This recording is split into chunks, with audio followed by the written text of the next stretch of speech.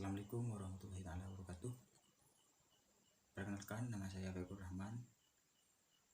Saya kuliah di IAIN Madura, Fakultas Tarbiyah, Prodi BKPI, Bimbingan dan Konseling, semester 6. Di sini saya akan menjelaskan tentang menciptakan tantangan dan kegiatan untuk anak berbakat. Lebih dahulu, pengertian anak berbakat yaitu anak yang memiliki kemampuan yang unggul, mampu memberikan prestasi yang tinggi. Istilah yang sering digunakan bagi anak yang memiliki kemampuan yang unggul atau anak yang tingkat kecerdasannya di atas rata-rata anak normal. Dan lainnya cerdas, cemerlang, superior, supernormal, dan berbakat. Selanjutnya, memberi tantangan pada anak berbakat. Yang pertama, membantu anak untuk mampu berpikir kreatif dalam memecahkan masalah. Yang kedua, membantu anak untuk menguasai konsep materi yang diajarkan. Yang ketiga, memberi kesempatan untuk menunjukkan potensi anak. Dan di sini menurut Trevinger yang bisa dilakukan oleh orang tua dan guru, yang pertama basic tools. Ketiga, ajarkan anak untuk berpikir definger dan kreatif dalam berproblem solving. Yang kedua, mengembangkan kelancaran dan kelenturan berpikir.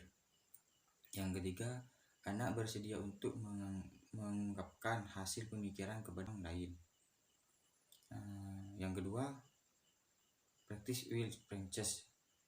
Yang pertama, memberi kesempatan anak untuk melakukan tahap 1 pada situasi yang nyata. Yang kedua, proses kognisi dan efeksi pada tahap 1 dikembangkan. Yang ketiga, kognisi, penampaan, analisis, sistematis, penilaian. Yang keempat, afektif, terbuka terhadap perasaan dan konflik yang terjadi. Yang kelima, tahap ini bisa dilakukan dengan sosiodrama, simulasi, dan studi kasus. Yang ketiga, working with real problem, yang mana menerapkan tahap 1 dan 2 pada dunia nyata. Langkah-langkah untuk menciptakan tantangan. Di sini ada 4. Yang pertama, memberikan pemanasan atau warming up. Di sini memberikan pemanasan ini ada 2. Yang pertama, pemanasan secara mental. Yang kedua, switch mental dari proses pemikiran reproduktif dan konvergen ke proses pemikiran divergen dan imajinasi 34. Yang kedua, sumber saran atau brainstorming.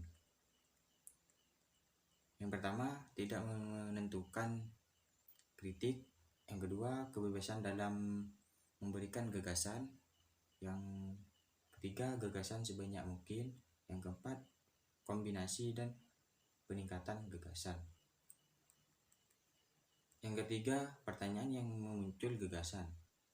Disebut juga daftar periksa atau checklist, merupakan kata-kata kerja manipulatif pembantu dalam mengembangkan gagasan kreatif dengan memiliki hubungan baru. Yang ketiga, contohnya, apa saja yang dapat pikirkan supaya pergi ke dokter gigi lebih menyenangkan. Yang keempat, dalam langkah-langkah tersebut, sistematik, teknik pemikiran kreatif yang menggunakan analogi dan metafora untuk membantu menganalisis masalah dan mengembangkan berbagai sudut tinjau. Mungkin hanya itu yang saya bisa sampaikan. Kurang dan lebihnya mohon maaf. Wassalamualaikum warahmatullahi wabarakatuh.